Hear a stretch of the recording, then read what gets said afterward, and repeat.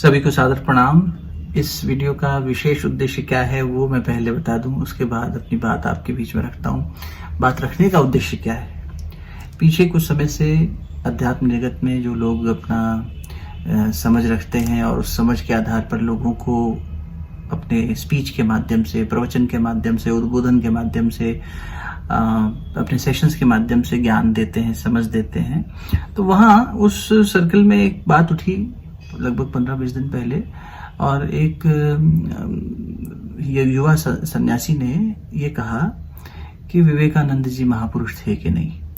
और विवेकानंद जी के महापुरुष होने के ऊपर प्रश्न उठाते उठाते उनके गुरु ठाकुर रामकृष्ण परमहंस को भी उन्होंने कुछ ऐसी टिप्पणियां करी जो अगर वो सिर्फ अपनी बात प्रस्तुत कर रहे होते तो ठीक है भाई, उनका मत है, जैसा उनको ठीक लगे, तो उस पर ये प्रत्युत्तर में ये वीडियो बनाने की आवश्यकता नहीं थी।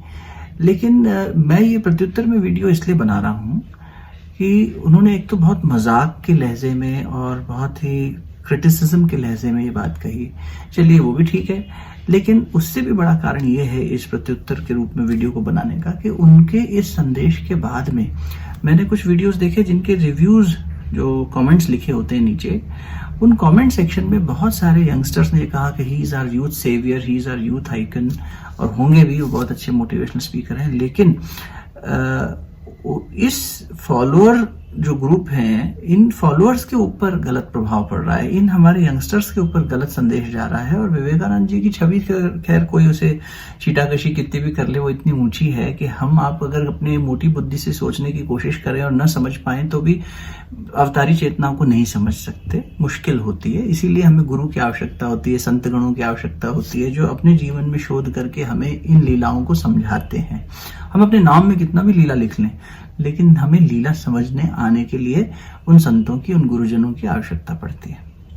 खैर, इसमें यह हुआ कि विवेकानंद जी और उनके गुरु के प्रति बहुत ही ज्यादा मजाकिया बातें भी कर दी गई, और तथ्य तो रखे, लेकिन तथ्यों के आधार पर उन्हें जैसा लगा जैसे कटघरे में खड़ा किया जा रहा हो और बहुत मजाक उड़ाया जा रहा हो उनका, और लोग उस पर तालियां पीट रहे हैं। हमारा युवा बैठ के कलकत्ता में ताली पीट रहा है, जो अपने घर में बैठ के देख रहा है वो रिव्यू लिख रहा है, wow you have opened our eyes and now we know the truth has to be revealed, कि विवेकानंद नॉनवेज खाते थे, विवेकानंद ऐसे ऐसे, उन्होंने इशारा किया कि सिगरेट पीते थे, और विवेकानंद जी के गुरु कह रहे हैं यथा मत तथा पथ, ऐसे क्रिटिसिज्म करके कहा। ये थोड़ा सा मुझे लगता है कि शोभनीय नहीं था। सत्य तो अलग बात है, उसके सत्य को तो मैं निवेदन करूंगा, अभी आपके बीच में रखने का प्रयास करूंगा अपनी अल्प समझ के आधार पर। लेकिन मैं फिर आपसे हाथ जोड़कर निवेदन करूंगा, जो लोग भी इस बात को सुन रहे हैं, और अगर ये बात एक व्यक्ति के जीवन को भी यथार्थ पहुंचा सके तो मैं इस पुरुषार्थ को सफल मानूंगा। जहां तक ये बात पहुंचे सो इसकी गति परमात्मा की इच्छा। लेकिन मैं निवेदन ये करूंगा कि इस बात को सुनने समझने से पहले ये देखिए, किसी के प्रति, सुनने वाले भी किसी के प्रति मन में वैर भाव न लाएं और किसी के प्रति द्वेष भाव न लाएं, और अपनी समझ के आधार पर अपनी समझ को थोड़ा बढ़ाएं। हम मोटी बुद्धि के तराजू पर महापुरुषों को तौलने लग जाएंगे, उनकी लीलाओं को तौलने लग जाएंगे तो बड़ी त्रुटि हो जाएगी। तो इसलिए थोड़ा सा समझने का प्रयास करते हैं। बहुत सारा, मतलब अभी फिर ये वृंदावन की तरफ भी छींटाकशी हुई कि वो प्रेमानंद जी ने कह दिया कि राधा राधा जपो, तो सिर्फ राधा राधा जपने से हो जाएगा क्या? तो प्रत्युत्तर में कह दिया गया कि नहीं, कृष्ण, राधा जी अगर आएंगी, अगर आ भी गई तो वो कहेंगी कृष्ण कहाँ है, और जब देखेंगी कि कृष्ण नहीं है तो चली जाएंगी। ऐसा होता है क्या कभी? हम मतलब भगवान में विभाजन कर रहे हैं, हम कृष्ण भगवान की बात कर रहे हैं, वही कृष्ण जो राधा राधा कर रहे हैं, वही कृष्ण जो कह रहे हैं कि राधा रानी मेरी गुरु हैं, वो कॉन्शियसनेस है, हम उन्हीं को गलत साबित कर रहे हैं और भगवान के बीच में ऐसी रेखा खींच रहे हैं। ये तो डिवाइड एंड रूल जैसी बात हो गई। ये हमारी संस्कृति के लिए अच्छा नहीं है और हमारे व्यक्तिगत आध्यात्मिक विकास के लिए भी अच्छा नहीं है, और वो लोग जो हमसे जुड़ के इन बातों को सीखना चाहते हैं उनके लिए भी ठीक नहीं है, किसी के भी हित में नहीं है। इसीलिए आप प्लीज़ मेरे को छोटा भाई समझ के, और मेरी कोई बात गलत लगे तो उस मेरा ज्ञान समझ के मुझे क्षमा करना, लेकिन कोई बात ठीक लगे तो उसे गुरुवाणी समझ के, वो गुरु सत्ता है, वो परमात्मा सत्ता है, वो कहलवारी है, ये मान के थोड़ा सा अपने जीवन में इसको ठहराव लेकर देखिएगा। इतना सही निवेदन है, क्योंकि आपके मन में जिज्ञासा उठी और आपके मन में ये प्रश्न थे, इन तर्क थे, और इनके आधार पर आपने गैदरिंग में ऐसी बातें कही, तो इसीलिए और उस गैदरिंग के मन में भी ये प्रश्न उठता है। बहुत बार प्रश्न पूछा जाता है, उसके उत्तर में आपने हो सकता है कहा हो। तो जिन लोगों ने ये प्रश्न पूछा, या जो युवा हमारे साथी पूछते हैं, सोचते हैं, उनको भी ये आवश्यक है जानना। उस दृष्टि से मैं समाधान के दृष्टि से थोड़ा सा बात कह रहा हूँ। ये कहा गया कि मछली खाते हैं, और दूसरी बात कही गई कि गीता मत पढ़ो और फुटबॉल खेल लो। विवेकानंद ने ऐसा कहा। विवेकानंद जो है हुक्का फूंकते थे।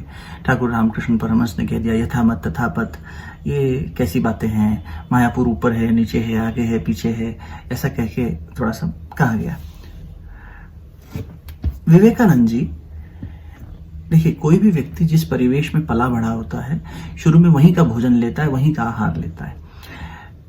विवेकानंद जी को बचपन में नरेंद्र नाथ जिस परिवेश में पले बढ़े, जिस परिवेश में जन्म लिए, वहाँ बंगाल की स्थिति आप उस समय देखिए, जब गुलाम भारत था, फसल नहीं हो रही है, अनाज नहीं उग रहा है, कभी सूखा पड़ रहा है, कभी हैजा फैल रहा है, कभी बाढ़ आ रही है, तो भोजन वैसे ही कम होता जा रहा है। और एज अ कम्युनिटी लोग डिसाइड कर रहे हैं, क्योंकि हम सी शोर के पास रहते हैं, तो फिश एक स्टेपल फूड की तरह वहाँ नॉर्मल खाई जाने लगी, और फिश एक रेगुलर फूड आइटम हो गई।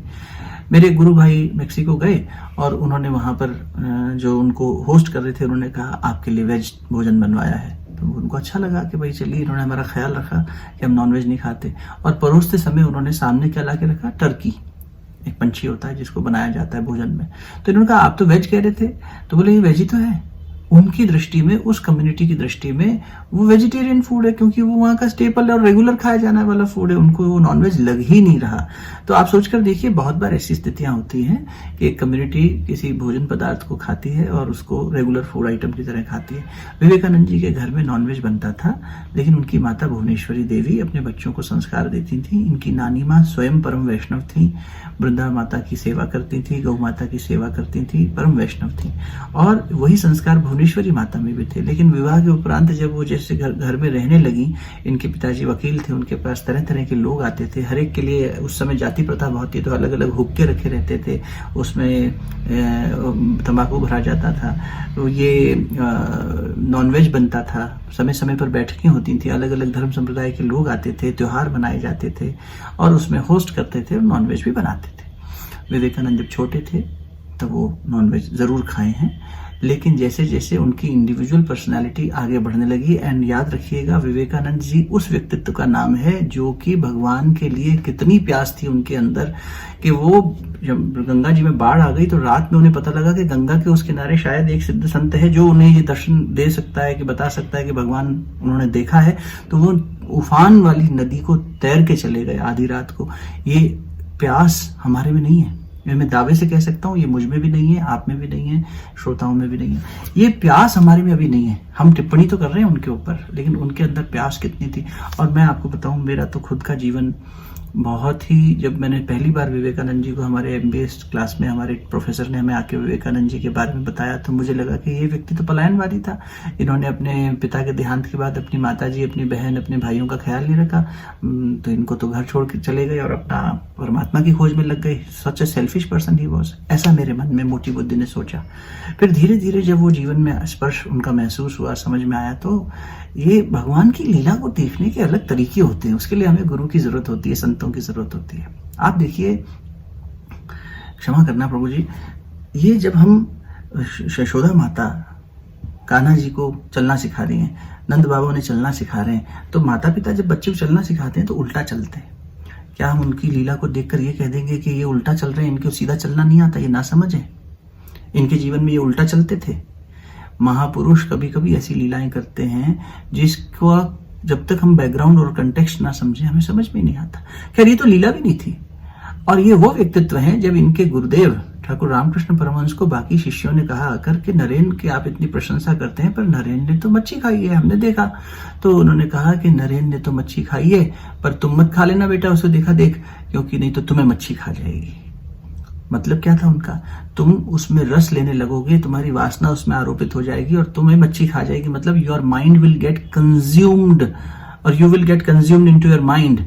You will continue to search for मच्छी मच्छी मच्छी मच्छी मच्छी। जबकि विवेकानंद ने, उन्होंने कहा उसने तो पंचतत्व खाए हैं, पंचतत्व वही खाएगा जो प्रकृति से ऊंचा है, इन पंचतत्वों से साक्षी भाव में जो हमेशा जी रहा है, तटस्थ भाव में जो जी रहा है। और प्रमाण ले लीजिए, विवेकानंद जी जब छोटे थे, जब सोते थे तो यहाँ पर दिव्य श्वेत प्रकाश होता था, और वही श्वेत प्रकाश उनके पूरे आभा मंडल को, ऑरा को ढक लेता था, और वो सुबह उठते थे तो उनको एक अलग ही रोमांच होता था। तो उन्हें तो लगता था कि हर व्यक्ति को ऐसी नींद आती है। जब वो ठाकुर के संपर्क में आए तब उनके गुरुदेव भगवान रामकृष्ण परमहंस जी ने बताया कि ये तो तेरे नित्य सिद्ध होने का लक्षण है, ये तेरे ध्यान सिद्ध होने का लक्षण है। ये जीवन मुक्त आत्मा थे। ऐसा नहीं था कि ये संस्कारों में बंधी हुई एक आत्मा है जो आ गई और अपने संस्कार।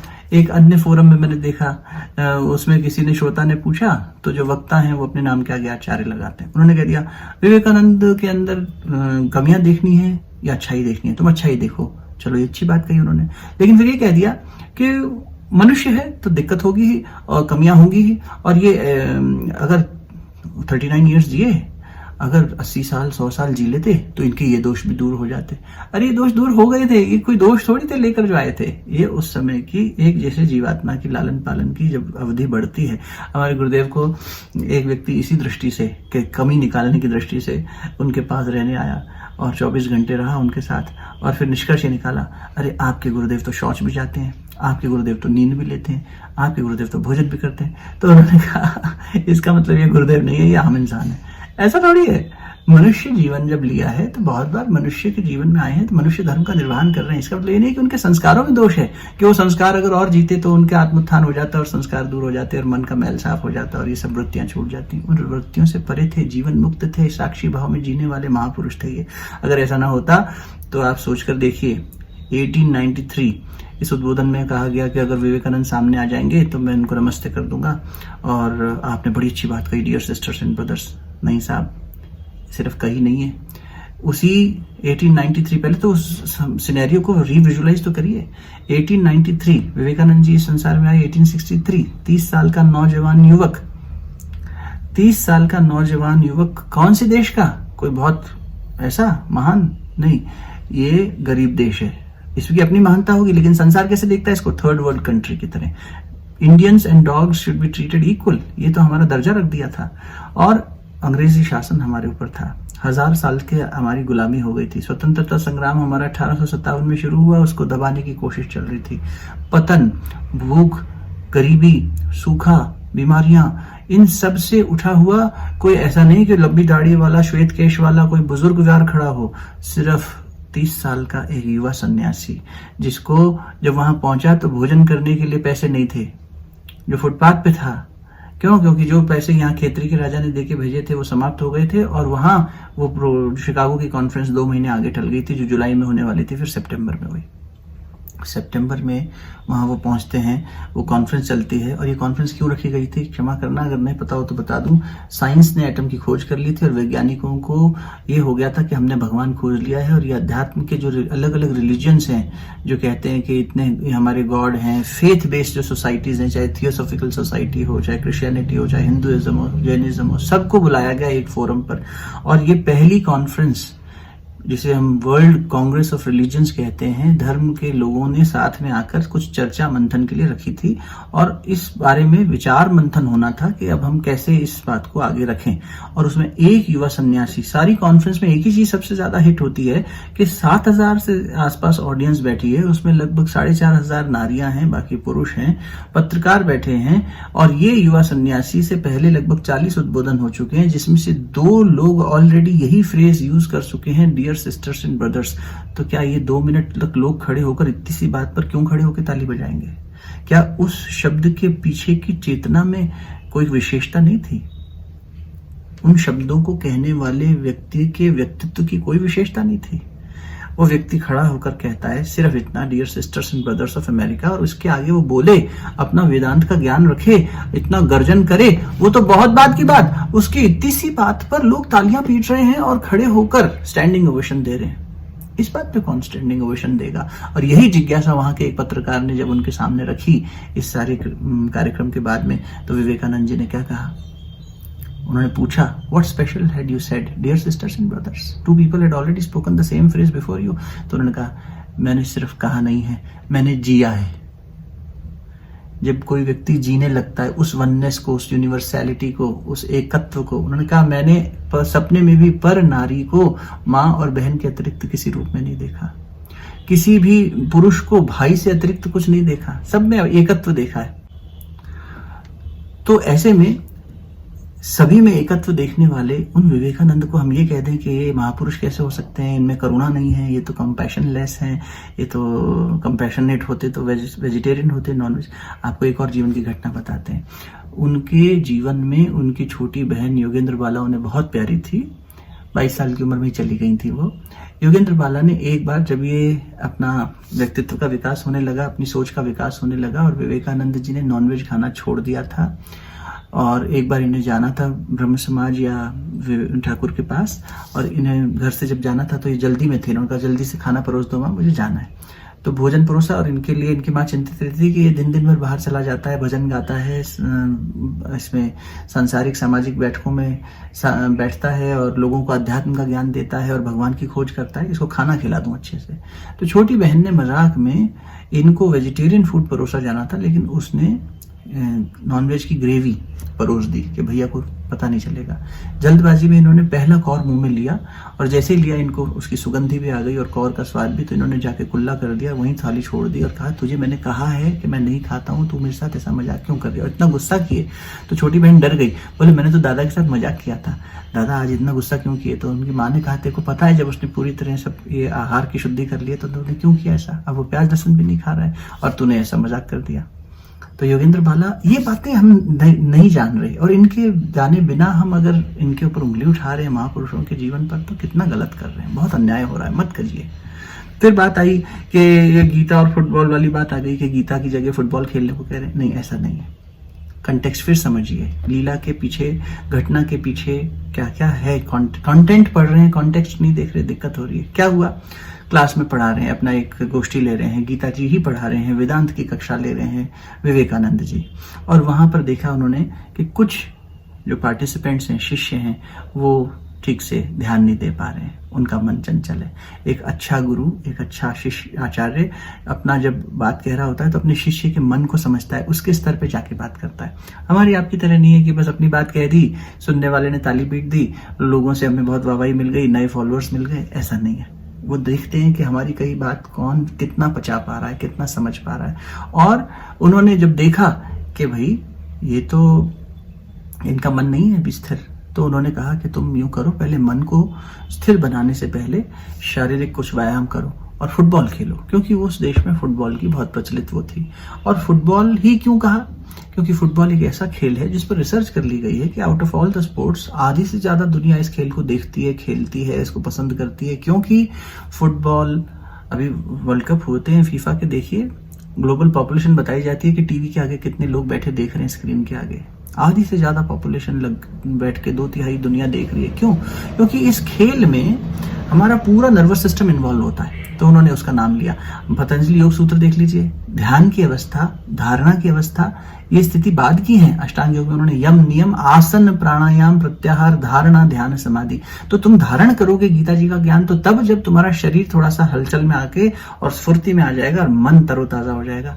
इसीलिए उन्होंने कहा कि जाके बेटा तुम अभी गीता जी मत पढ़ो, तुम्हारे दिमाग में कुछ नहीं घुस रहा है, तुम इससे अच्छा तुम फुटबॉल खेल लो। अब इतनी बात वहां समझाई जाना संभव नहीं है, लेकिन हम आपको ये समझना चाहिए पहले, फिर लोगों के सामने ऐसी कोई लूज रिमार्क करना चाहिए।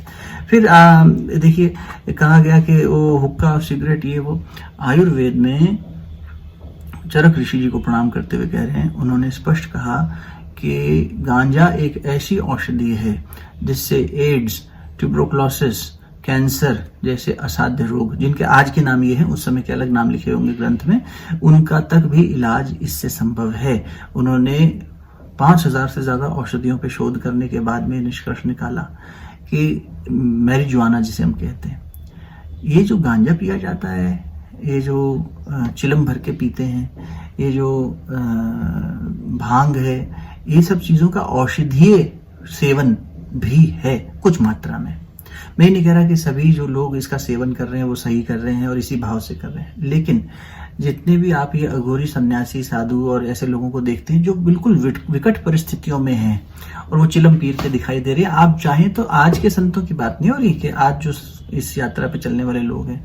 महाराष्ट्र चले जाइए, उत्तर दक्षिण पूर्व पश्चिम कहीं चले जाइए, सेंट्रल इंडिया चले जाइए, कहीं के भी संत को देखिए, वहां में सभी संत नहीं, कुछ संतों के जीवन में ये दिखेगा।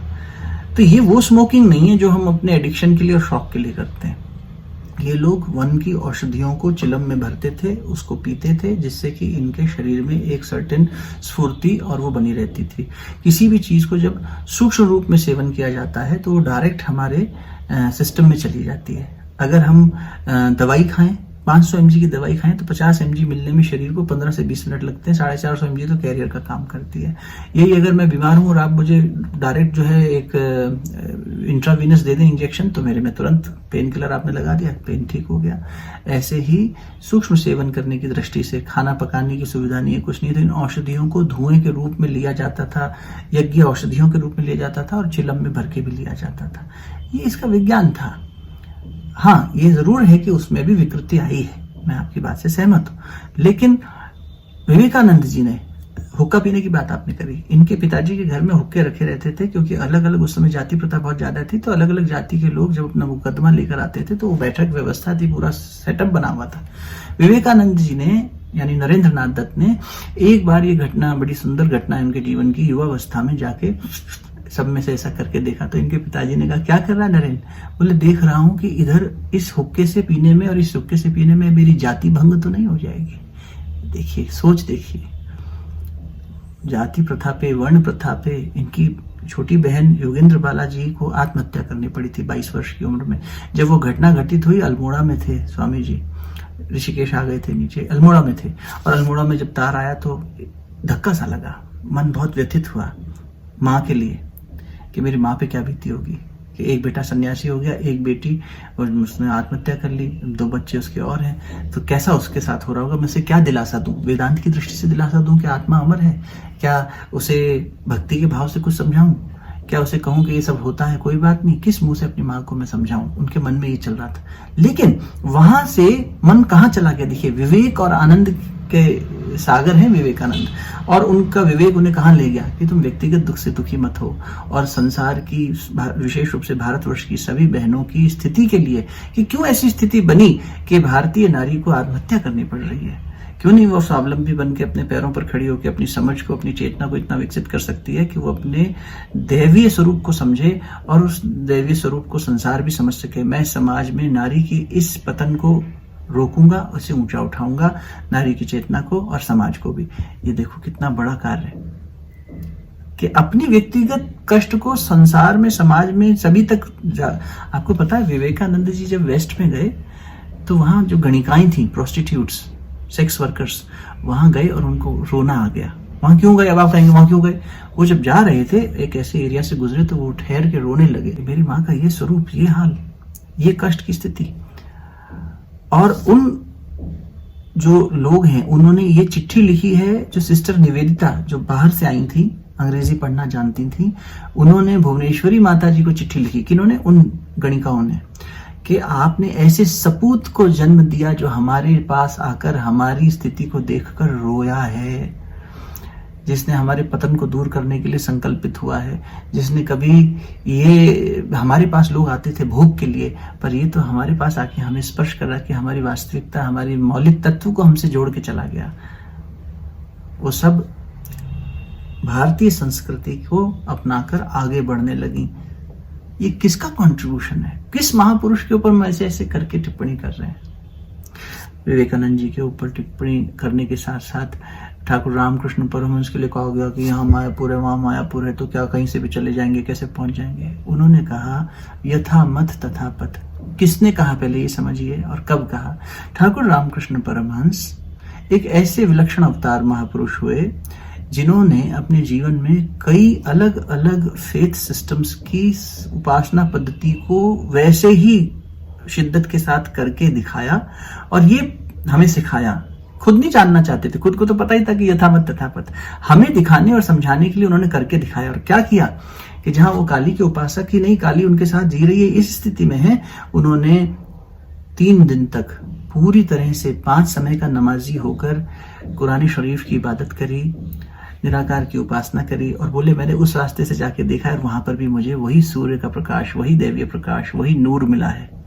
फिर उन्होंने बाइबल का आधार बनाकर, उनके एक बहुत अच्छे संत थे, उस समय का मैं नाम भूल रहा हूँ, उन्होंने उनको बाइबल पढ़ी और ये सुनते थे उपदेश के, ईसा मसीह के ये उपदेश हैं, और 5 दिन तक उसी तरह का या 3 दिन तक उसी तरह का जीवन पालन किया। और फिर से इनको वही बोले, मुझे तो हर रास्ते से जाकर वही पता लगा। इवन जो अपना एक हिंदू फेथ सिस्टम है, इसमें भी इन्होंने जब भगवान श्री राम को हनुमान जी के रूप में भजना शुरू किया, हनुमान की चेतना को अपने अंदर धारण किया और राम को भजना शुरू किया, तो हनुमान जी की तरह इनकी वानर की जैसे पूंछ होती है, ऐसे पूंछ उगने लगी थी। किस विलक्षण संत की बात कर रहे हैं हम। 12 वर्ष तक जिसकी पलक ना झपकती हो, जिन्होंने जब कभी ऐसे झपकाने लगे हो तो समाधि में चले जाते हो, ब्रह्मलीन हो जाते हो। चिड़िया जिनके सर पे घोंसला बना के अंडे दे देती है और पता ना चलता हो। जो समाधि में जाते हो तो जैसे किसी मृत शरीर में नाक में मक्खियां घुस जाती हैं थोड़े समय के बाद, वैसे मक्खियां भिनभिनाने लगती हो। जिन्होंने आप ठाकुर रामकृष्ण परमहंस कितने विलक्षण, जब कृष्ण भगवान की उपासना राधा रानी जी बन के की और राधा रानी की तरह ही उसी भेष को धारण किया, उसी भावना को धारण किया, उसी चेतना को अपने अंदर इतना आरोपित कर लिया, इतना ज्यादा उतार लिया कि इनके स्तन डेवलप हो गए, जिनसे कि दूध आने लगा। हम किस संत की बात कर रहे हैं, किस पर टिप्पणी उठा रहे हैं, और फिर उनकी बात भी पूरी नहीं रख रहे हम, क्योंकि हमने पढ़ी नहीं, जानी नहीं। मैं निवेदन कर रहा हूँ, प्लीज थोड़ा सा समझना चाहिए हमें। क्या था स्थिति, वो अपने बच्चों को समझा रहे हैं, अपने शिष्यों को समझा रहे हैं। उसमें नरेंद्रनाथ दत्त हैं, बाकी शिष्य बैठे हैं, और वो तो न को न भी नहीं बोल पाते थे, ल बोलते थे। अब हम अपनी मोटी बुद्धि से उन्हें तोतला हकला कहें तो उस महापुरुष के चरित्र पे कोई बात नहीं उठेगी, हमारी मोटी बुद्धि पे ही संसार हंसेगा कि क्या बात बोल रहे हो तुम, क्या दोष देख रहे हो तुम। गीता जी के 18वें अध्याय के 67वें श्लोक में, 67वें श्लोक में, मुझे तो श्लोक याद होते नहीं, लेकिन संत पुरुष जो, और आप लोगों को शायद याद भी होंगे, संत पुरुष जो इस पर टिप्पणी करके गए हैं, वो आपके बीच में रख रहा हूँ। मेरा ज्ञान नहीं है, मुझे है ही नहीं कोई ज्ञान, लेकिन माध्यम बन के आपके बीच में रखने का प्रयास कर रहा हूँ। भगवान श्री कृष्ण स्वयं अर्जुन से कह रहे हैं, हे अर्जुन, 4 प्रकार के लोगों को ये ज्ञान, वो ये अधिकारी नहीं है, उनको नहीं परोसना चाहिए। कौन? तो बोले जिसके पास, जो तपस्वी ना हो, अतप, जो अभक्त हो, जो भक्त ना हो, जिसकी रुचि ना हो, और चौथा जो कि अच्छाई में भी दोष देखता हो, जिसमें असूय वृत्ति हो।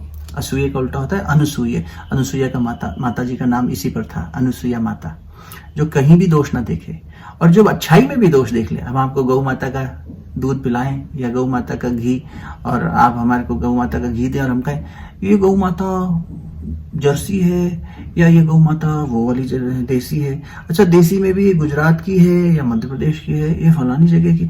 ये हम क्या कर रहे हैं, अपने अनावश्यक ज्ञान की वजह से टिप्पणी कर रहे हैं, ये मोटी बुद्धि और जड़ बुद्धि का प्रतीक है, ऐसा नहीं करना।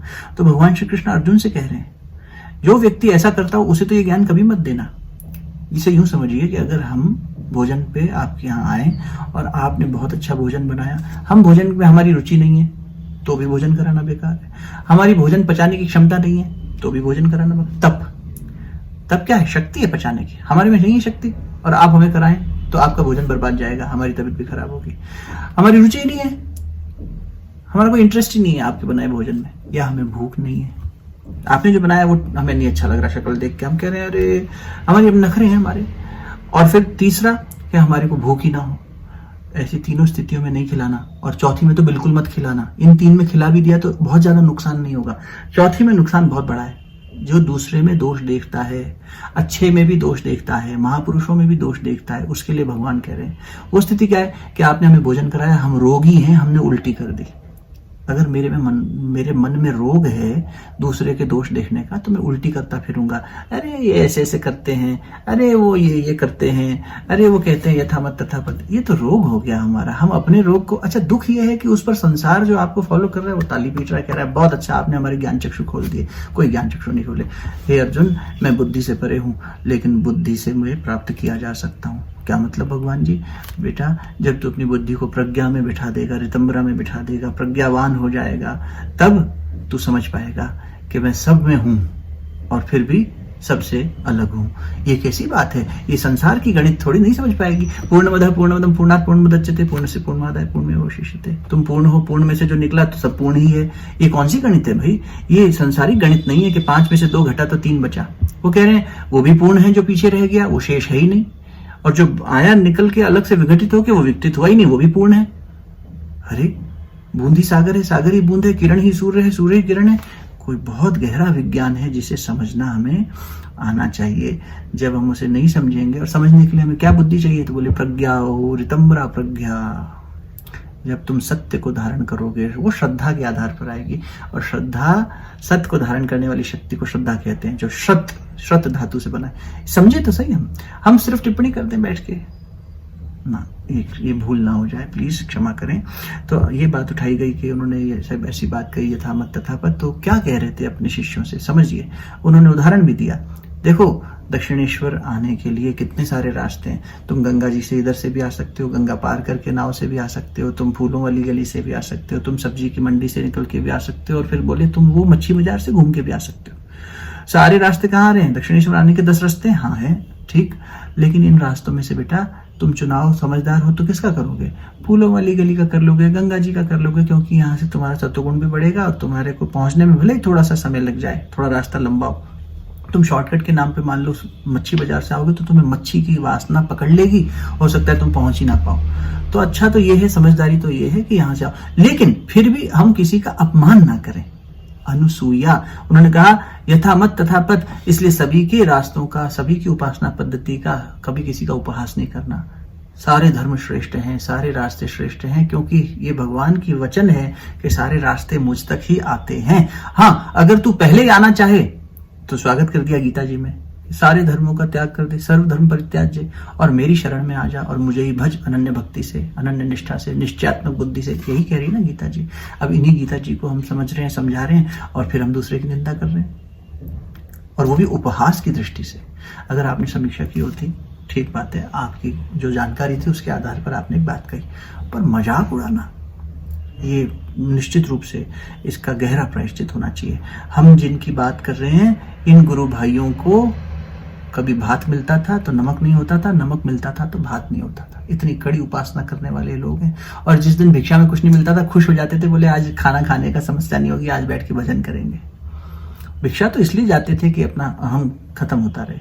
नहीं मिला, अरे वाह गुरुजी बहुत बढ़िया, आज तो बस भजन ही भजन करेंगे, जब ही जब करेंगे। ये वो लोग हैं, इसलिए इनके प्रति हमें, और ऐसे अनन्य साधु संतों के प्रति, एक तिरुवन्नमलई में बैठा संत 40 वर्ष तक मौन में, रमण महर्षि, अब उसका लोग कुछ भी बोलने लग जाते हैं। इनकी तपस्या क्या बिल्कुल गौण है।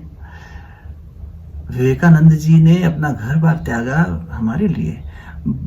सिद्धार्थ अगर घर से ना चलते तो बोधत्व की यात्रा कैसे पूर्ण होती? कहीं राजा बन जाते, बहुत बड़े एडमिनिस्ट्रेशन बन जाते, उनकी किताबें हम पढ़ लेते कि हाँ इनकी संहिता है, इनका ग्रंथ है, लेकिन जो बुद्ध होकर उन्होंने संसार को दिया है उससे हम वंचित रह जाते। तो प्लीज विवेकानंद जी अगर वहां जाकर 1893 में इतना बड़ा उद्घोष नहीं करते और इतनी बड़ी क्रांति न लाते तो टेस्ला जैसे साइंटिस्ट क्वांटम फिजिक्स को जन्म कैसे देते, JRD टाटा हेल्थ इंस्टीट्यूशन कैसे बनाते, और ये दिशा समाज को कैसे देते, जो सुभाष चंद्र बोस जी जैसे हमारे नेताजी कह रहे हैं कि नेताजी सुभाष ने कहा कि मुझे विवेकानंद मिल गए होते पहले तो मैं तो कब से उनकी शरण में चला गया होता, जैसा वो बताते वैसा करता, मैं बहुत कुछ कर जाता अगर मैं उनसे पहले मिल लेता। तो ये उन महापुरुषों की कई हुई बातें हैं, या तो हम इन सबको गलत कह दें। इन्होंने विवेकानंद जी के वास्तविकता को देखा, और हम क्या देख रहे हैं और देख भी कैसे रहे हैं उसके तथ्य को जाने बिना। जिस व्यक्ति ने मांसाहार छोड़ दिया हो, जिस व्यक्ति ने उसके बाद कभी ऐसा चिलम पीना करना ना किया हो, जिस व्यक्ति के गुरु ने ये कह दिया हो, वो सोते थे तो उनके श्वेत प्रकाश होता था और पूरे इसको ढक लेता था, और अपने गुरु के संपर्क में आने के बाद उन्हें पता लगा कि वो सोचते थे सबको ऐसी नींद आती है। गुरु ने बताया नहीं, तू जीवन मुक्त है, तू ध्यान सिद्ध है। इनको कोई संस्कार थोड़ी ना बांधे हुए थे जो हमको ये कह दें कि इनको अगर थोड़ा जीवन और मिल गया होता तो इनके संस्कार का परिशोधन हो गया होता। बिल्कुल ऐसा नहीं है। इसलिए कृपा करके हम सब प्रायश्चित करें। मुझसे भी भूल हुई है, आपसे भी हो रही है, श्रोताओं से भी हो रही है। हम अपनी अपनी भूल का सुधार करें। कोई बात ठीक लगी हो, मेरे गुरुदेव माता जी की बात समझ के स्वीकार कर लेना, भगवान की बात करके स्वीकार कर लेना। कोई गलत लगी हो, छोटा भाई समझ के क्षमा कर देना, मुझे बता देना आपने ये बात गलत कही, मैं प्रायश्चित करने को तैयार हूँ। लेकिन प्लीज हम कभी भी इन ग्रंथों को और इन महापुरुषों के जीवन को पढ़ें। ग्रंथ वो होता है तो जो जीवन की ग्रंथि खोल दे। अगर हम इन लोगों को पढ़ के फिर से ग्रंथियों में बंधे रहेंगे और आक्षेप करने लगेंगे, वो भी ऐसी चीजों पर जो है ही नहीं, मतलब जो एक फैक्ट है बट ट्रूथ नहीं है। It is a fact of their life but it's not the truth of their life. तो प्लीज उसके सत्य को जानें, सत्य की खोज करें, तभी तो सत्य को धारण कर पाएंगे। हम भगवान को सत्य कह रहे हैं, वेदांत में कहा जाता है भगवान वस्तु बाकी सब अवस्तु। हम वेदांत पे प्रवचन दे रहे हैं, नाम के आगे आचार्य लगा रहे हैं, लेकिन फिर ये कह रहे हैं साधारण व्यक्ति है, मनुष्य के अंदर तो दोष होता ही है। अरे ये कह के आपने वो महापुरुष की तो कैटेगरी समाप्त कर दी, उसकी महानता को तो बिल्कुल ही मिट्टी में मिला दिया और कह दिया हाँ ठीक है सब में दोष होते हैं, तुम दोष मत देखो। अगर मैं तुम्हें एक किताब दूं और उसका एक पन्ना फटा हो तो तुम फटे पन्ने को देखोगे क्या, तुम किताब को पढ़ो। बात अच्छी कही है आपने, लेकिन कम से कम उनकी वैल्यू को डिग्रेड मत करिए, ऐसा नहीं करना चाहिए। आपको कुछ गलत लग रहा हो मेरी बात में, मैं फिर से हाथ जोड़कर क्षमा मांगता हूँ, लेकिन अगर सही लग रहा हो तो कृपया जरूर बताइए और जीवन में उतारिए। ये महापुरुष हैं। हमारे युवा साथियों से मैं निवेदन करना चाह रहा हूँ, आने वाली पीढ़ियों से 39 साल की उम्र में व्यक्ति चला गया, 41 का मैं हो चला हूँ। इन लोगों ने जिन्होंने टिप्पणियां करी हैं, सब 40 से ऊपर के लोग हैं। अब सोच के देखिए हमने अपने जीवन में क्या पाया है, क्या किया है। इनकी तपस्या का एक अंश भी नहीं किया हमने, और हम इन पर टिप्पणी करें। ये भूल जितनी जल्दी सुधार ले। वंदनीय माता जी कहती थी भूल सुधार मनुष्य का सबसे बड़ा विवेक है। मेरे गुरुदेव योग ऋषि पंडित श्री राम शर्मा आचार्य, माता भगवती देवी शर्मा जी ने जो मुझे थोड़ा सा समझ दी, और उनकी कृपा से अगर मैं ठीक से समझ पाया हूँ तो उनकी तो कृपा हुई। मैं अगर अपनी बुद्धि को परिमार्जित करके ठीक से समझ पाया हूँ तो मैंने रखने का प्रयास किया है। मुझे क्षमा करिएगा अगर कोई बात गलत हुई हो तो, लेकिन प्लीज़ अगर सही लग रही हो तो ज़रूर अपने जीवन में सही तरीके से आगे भी किसी महापुरुष को पढ़ना चाहें या किसी स्पोक्स पर्सन को सुनना चाहें तो उनकी बात से सीधा प्रभावित मत हो जाइए। भूल सबसे हो सकती है, हम लोग मनुष्य हैं, ये महापुरुष हैं। भगवान की लीला को, अवतारों की लीला को, भक्तों की लीला को, संतों की, महापुरुषों की लीला को समझना बहुत गहरी चीज है। नाम में लीला लगा लेने से नहीं होता। इसीलिए प्लीज अपने आप को संभालें, हम सब ऊंचा उठाएं और श्रेष्ठता की तरफ बढ़ें। असत से सत्य की ओर, अज्ञान से ज्ञान की ओर, शरीर से आत्मा की ओर, अंधकार से प्रकाश की ओर हम सब की यात्रा इस संसार से उस भगवत तत्व की ओर चलती चले। मैं गिरूं आप संभालिए कि भैया आपसे गलती हुई, मैं प्रायश्चित करूं, मैं करता हूं। आपसे कुछ भूलो मैं संभालूं, हाथ पकड़कर चले एक दूसरे का। मुझे लगता है इससे ये यात्रा ज़्यादा सुंदर हो जाएगी। फिर से आपको बहुत बहुत शुभकामनाएं। आपकी आध्यात्मिक यात्रा बहुत सफल हो। आपको गुरु जो राह दिखाएं उस राह पर आप श्रेष्ठता के साथ चलें, भूल का प्रायश्चित कर सकें और नए संकल्प लेकर सृजनशील होकर संसार को, भगवान ने अगर आपको ये स्थिति दी है कि आपके साथ लोग जुड़ना चाहते हैं, निश्चित रूप से आपका कोई पुण्य है, आपकी चेतना में पहले से कोई बात है। भगवान ने आपको चुना है, गुरु ने आपको चुना है तो फिर अब इसके साथ न्याय होना चाहिए, है ना। हाँ बिल्कुल, आपके साथ और लोग जुड़े, सुनने वालों के साथ में भी और लोग जुड़े, और हम सब एक दूसरे से जुड़ने के साथ साथ उस तत्व से जुड़े रहें। क्योंकि जब वो तत्व छूटेगा और एक दूसरे से जुड़े रहेंगे तो ऐसा ही होगा कि अरे आपने बता दिया विवेकानंद के खोट हमें। अरे नहीं, कैसे खोट निकाल रहे हैं हम में वो नजरिया ही नहीं है कि हम पत्थर को भी पहचान सकें। आप तो हीरे की बात करने लगे, बिल्कुल नहीं, है ना। तो प्लीज मेरा निवेदन स्वीकार करिए। ओम शांति। सबके लिए प्रार्थना, सबके लिए कल्याण की प्रार्थना। ऋषिकेश में बैठा हूँ अभी, गंगा मैया से प्रार्थना हम सब के लिए कि हम सब जुड़े रहें उस परमात्मा तत्व से, आगे बढ़ सकें। बहुत बहुत शुभकामनाएं, प्रणाम।